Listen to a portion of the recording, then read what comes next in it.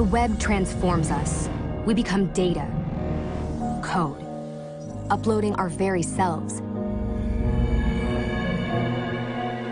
to a place we call the cloud. But this cloud is grounded in hardware, a chaos of code. But with the right tools, you can find the signal in the noise.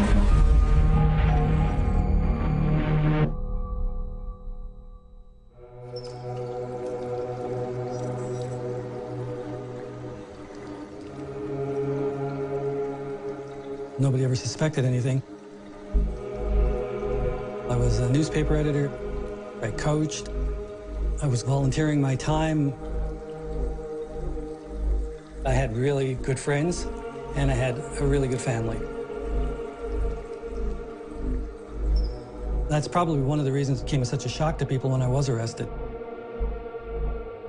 I've had to spend my whole life lying and explaining and being worried about, is someone going to figure this out? I've tried to control myself the best I could. I've tried to lead the best life that I possibly could. I know that my life would have been different, not wonderful, but at least better if I'd never gone on the internet.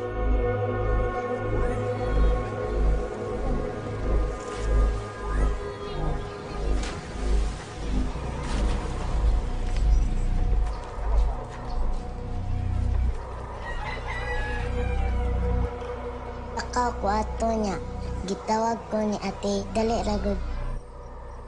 Unsa man, wa ko katubag ato kay. Ipasod ko dito niya, ipahubo ko sa ingon to si hubuon ako ang akong sanina niya. Kuandayan ko sa computer. Kita ko Amerikano na naghukas. Nitanaw siya nako. A girl on the other side of the world, drawn into the darkest corner of the internet. Here, you can find child porn, drugs, guns, fake passports, counterfeit money. It's a place where everyone is anonymous and invisible to law enforcement. Welcome to the dark web. You might be tempted to see it for yourself. And what's the harm? What's one more click?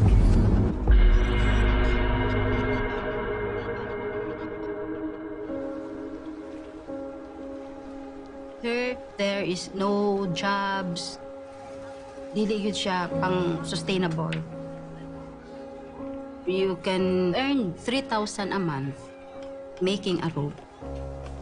But if you show your body, 3,000, 5,000 in one show, in 30 minutes, it's easy. Child cybersex. It's an epidemic on the island of Cebu. Kumusta naman ang iyang pag-eskwela? Jonah Nunez, an outreach worker for the NGO Forge, is fighting it door to door.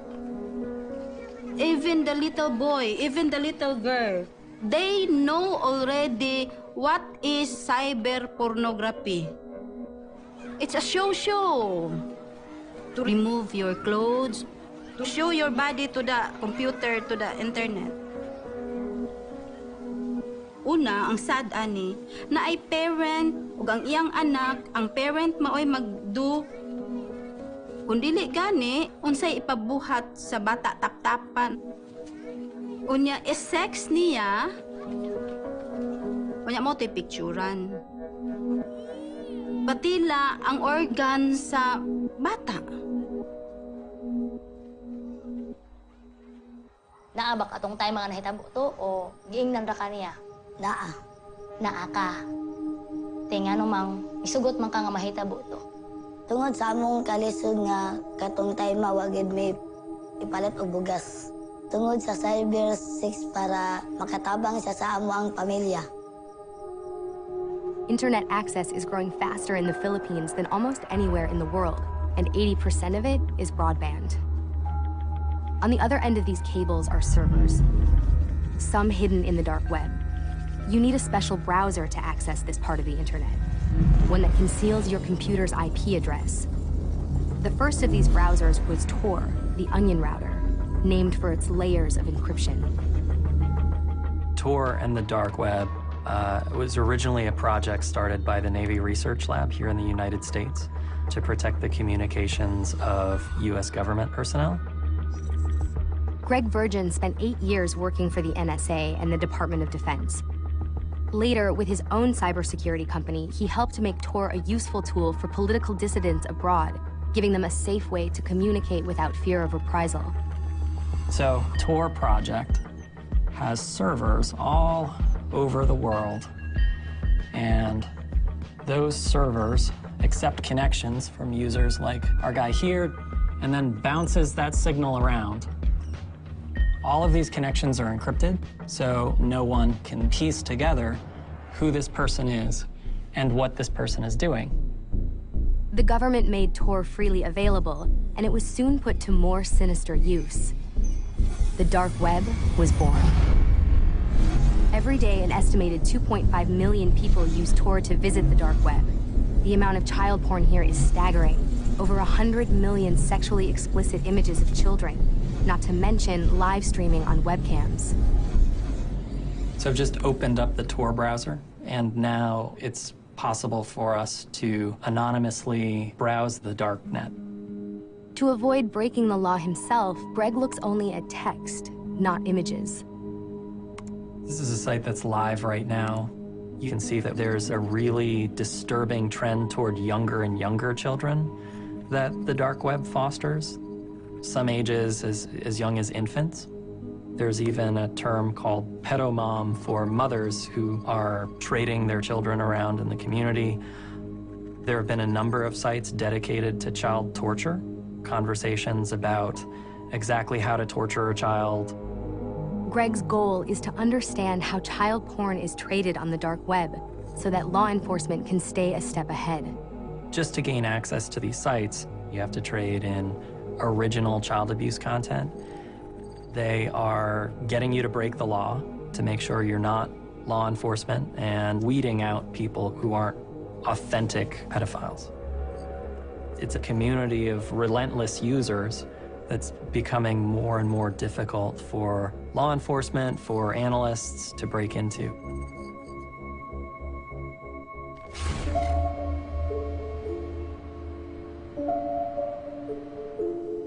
Are you holding Winnie? I am holding Winnie. G.I. No, Joe? I'm holding Winnie. So sweet. Yeah, who knew? Yeah, well, that's a sweet picture. Yeah. His one little finger sticking out there. I think I started having feelings of sexual attraction toward children probably when I was about 15 or 16. I can't explain the attraction. All I can tell you is I wish to God I didn't have it. I watched child pornography and searched for child pornography every night. I looked at pictures of children who were nude, and yes, I did look at pictures and films of children in sexual acts with other children and with adults. David says he has never had physical contact or webcam sex with a child. He was arrested in 2012 for possessing child pornography and for buying it on the internet. The feelings are overpowering. It runs through your entire body. The power of that addiction trumps everything. The only two things that would stop me from looking at child pornography was being arrested or dying.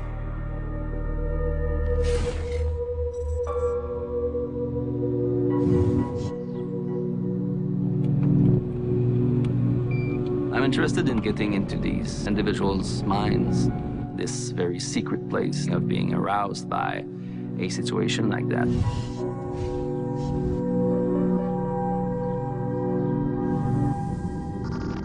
At a high-security psychiatric hospital in Montreal is a dark room known as Le Cave, the vault.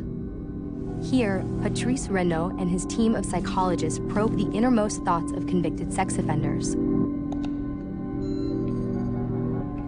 We start by installing the EEG cap. We then proceed with the stereoscopic glasses, in which we have a built-in eye-tracking device. We then ask the subject to install himself the penile gauge, which gives us an idea of the tumescence, that is the level of erection that the guy present at every moment during the procedure. We then present a series of animations in virtual immersion that brings the individual back to a state and a place that brought him to offend.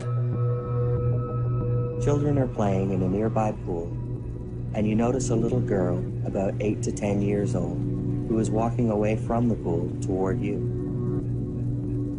You are thinking about how much you would like to touch her. While the subject is immersed in this virtual scene of the crime, the team monitors his physiological responses. If he tries to suppress his erection by looking away, the eye tracking catches him. The results are used to determine how dangerous the offender is and whether he needs to be incarcerated. With the guy that we're working with at the moment, we recreated a scene in which he was molesting a 6-year-old girl in his apartment and killing her afterward, sadly. So we want to understand what motive the individual had at the moment. Is the killing also a sexual part of the crime?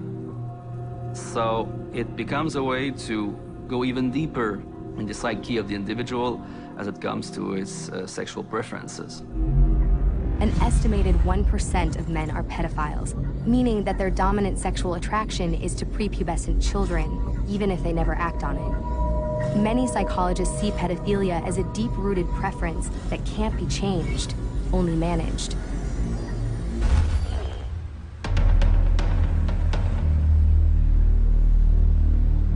Sa may button na sa internet kasagaran. Kuhan sila, susyo. An undercover investigator with the Children's Legal Bureau, a Filipino NGO, is meeting with his informant. Sa may kasagaran may tabuan ng susyo. Parang mang gitawag nila tusam. Unsa man ang magtusam? Silang duha ka babae, magduwa sila. Duha ka babae. Iyang banan sa may button. Oo, sa Ha? kuhan po, magbuhat silang duha, magdiayon.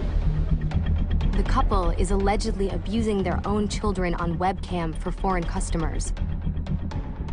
These are photos from the case file. The older daughter, age 12, and the younger one, age 10. Unsa na ka ng schedule nila? Manananig kuhan lang, nabitang gabi, buntang na dito. This is where they started conducting cyber sex operations. The people around the area notice us, so we have to be very careful. Unsa man to katinood nga na-report sa ang bata gipadua sa Masaya ha, o tinod dito to. Ako ang dito sa una sa YouTube. Upload to? Oo. Unsa klase nga duwa? Kanang kuptan, Through cyber sex, they earn a lot of money. They bought a car, a Kia Sportage. Nag-recruit pa na sila mga kuhan. Kana yung So, posibilidad na pagtinapad. may posibilidad na gi-up-upin na nila. They're using the convenience store as a front that is the source of their income. Marukoy na sila kay kuha magka-standby rin sa ubos. Kanilang mga lookouts, yung binayra na nila. Oo, karoon na may CCTV sa ila. No? Wala na siya nagdura sa imo. Wala, tingali. Ayaw lang pala. Aw, dili lang ko pang wala. Ayaw lang pa dool-dool. Continue lang ipunta monitoring niya. Tawag lang ngayon lang text ka na, hindi ka. Ako lang madto nimo. Look at these guys. These guys are also monitoring. They are looking at us. Okay, so should we keep going? Yeah. Let's go. The subject is looking at us. She already noticed us. She saw us. Yeah. There was a time that the subject chased me by using his motorbike, so that's why I'm afraid. And there were reports that the subject has a gun. So for my security, it's very dangerous for me to go outside the van. So we should not get It's out. not advisable to get out. Okay, so we should not get out. Yeah, we should not get out. Okay. Abort.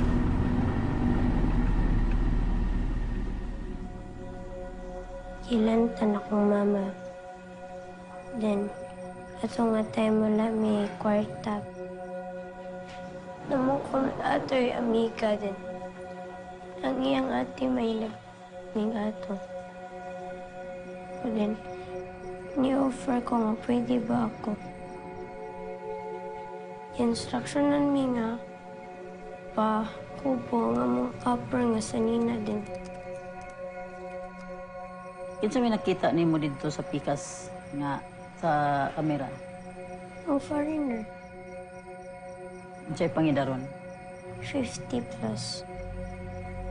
Unsa may imong mahinumduman sa imong gibati adtong panahon na? Naglago. Kay? Diha ba sa inyong dapit nabay ubang mga kabataan naghimo pud sa ingon? Halos tanan. Kung imong ma-estimate pila ka kabuok?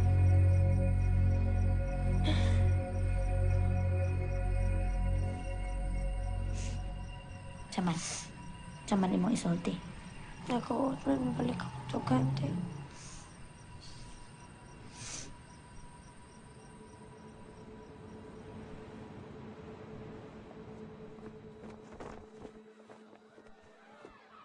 Maka-observe ta sa bata no nga pagka kung siya appeal ani nga activity para niya wala nay value ang iyang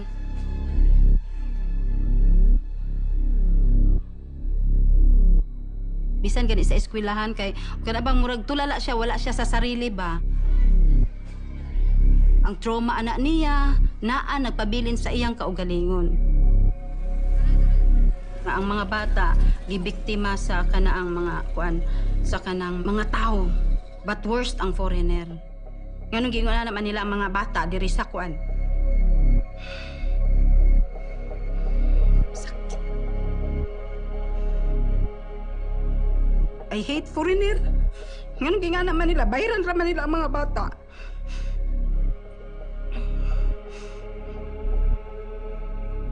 Tungod ba kay maka-afford sila?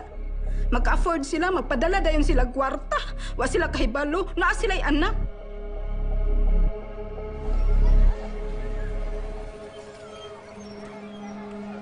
Sila mismo, mga Amerikano, mga unsa pa na dinha nga nasod.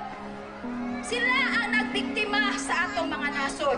Mauna karon ang atong buhaton para magtinabangay pagsugpo aning numero 1 problema sa atong katilingban. Kung dili ta magpakabana karon, unsa may mahitabo sa atong mga anak. Children are not for sale, mga bata, dili mo baligya. So, unsa kahay mahimo sa kaning technology, labi na sa kanang mga tao nga nag-discover ani, sila pud unta na mao'y mubuhat nga ang pag-control aning in one click. My name is Sweetie. I'm 10 years old. I live in the Philippines. Every day, I have to sit in front of the webcam and talk to men. They play with themselves. They want me to play with myself. But what they don't know, I'm not real. I'm a computer model. Sweetie was the bait in a global sting operation conducted by the Dutch NGO Terdesom in 2013. As soon as I go online, they come to me. 10, 100, every hour. So many. Sweetie fooled more men than anyone could have imagined. Over a 10-week period, more than 20,000 guys offered to pay her for webcam sex. 1,000 of them gave up personal information from 71 countries. If you think that's a lot of customers, consider this. Sweetie was only introduced in 19 chat rooms, but the FBI estimates that there are over 40,000 chat rooms where at any given moment, 750,000 people are looking for child porn. The original Sweetie was controlled by 4 researchers in an Amsterdam warehouse. Sweetie 2.0 will be able to generate her own dialogue and carry on thousands of conversations at the same time, but only if she can gain access to the heavily encrypted sites where child porn is traded. Sweetie may have evolved, but the dark web is evolving faster. At some point, doing the investigations is going to become too hard. I don't feel that there's a way around the encryption, and I do honestly feel that it's only a matter of time before we have very private, very inaccessible sites that perform very well and give this particular class of consumer everything that they need. I would say it's moving twice as fast as some of the trends in cybersecurity. I think we've only got a couple more years. As a sting operation, Sweetie was not entirely successful. Europol warned that some judges would consider it entrapment. Of those 20,000 men who took the bait, only 6 have been convicted. But there's no doubt that Sweetie helped raise awareness about child cybersex.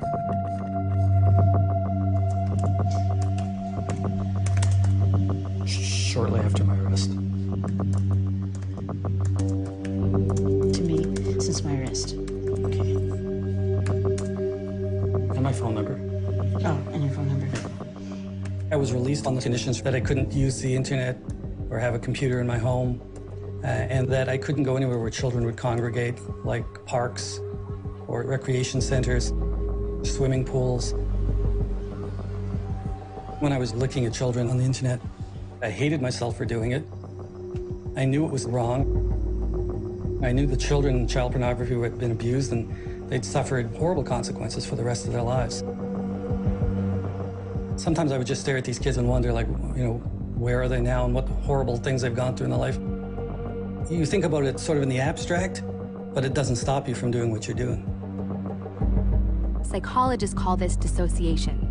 A screen allows you to detach your real self from your online behavior and create an alternative reality where social norms no longer apply. I'm not defending looking at child pornography, but if people weren't producing it, we wouldn't be looking at it.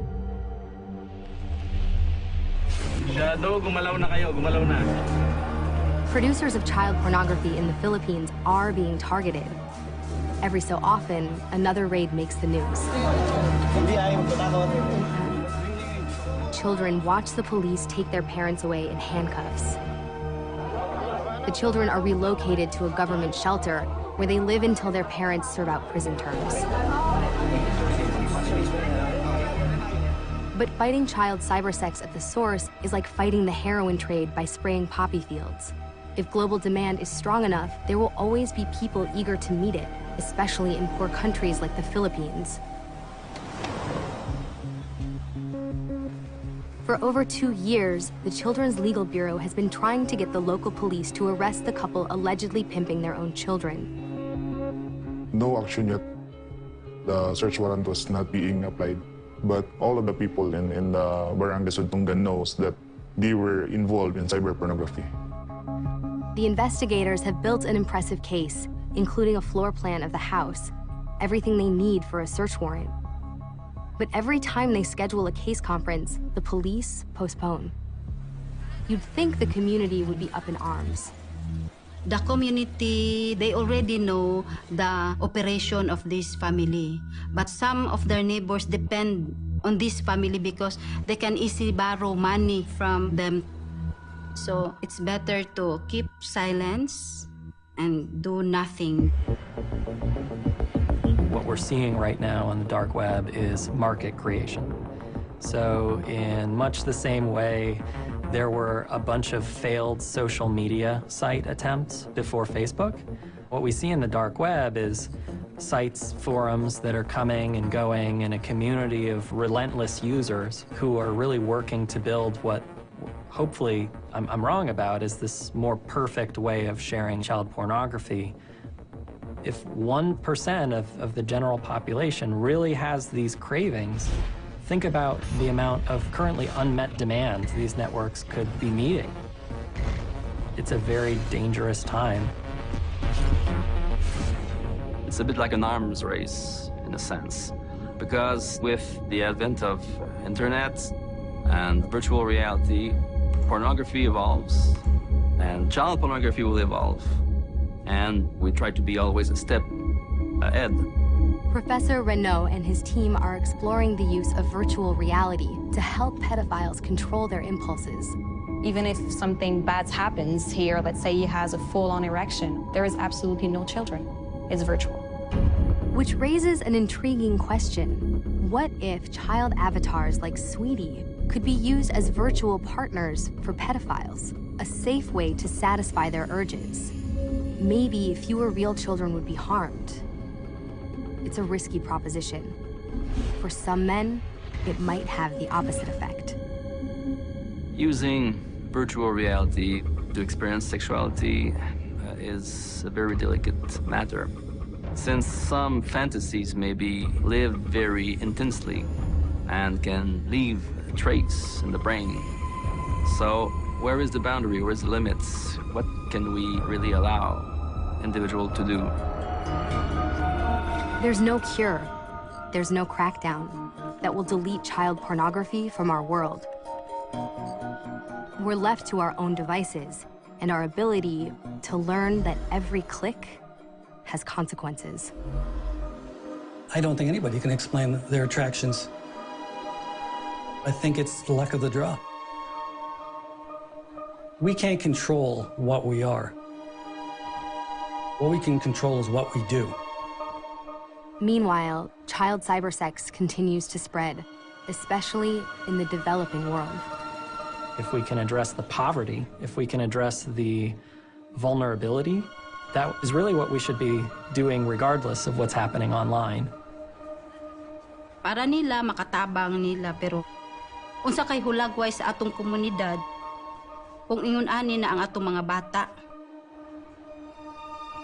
We are fighting this battle for the future of our children.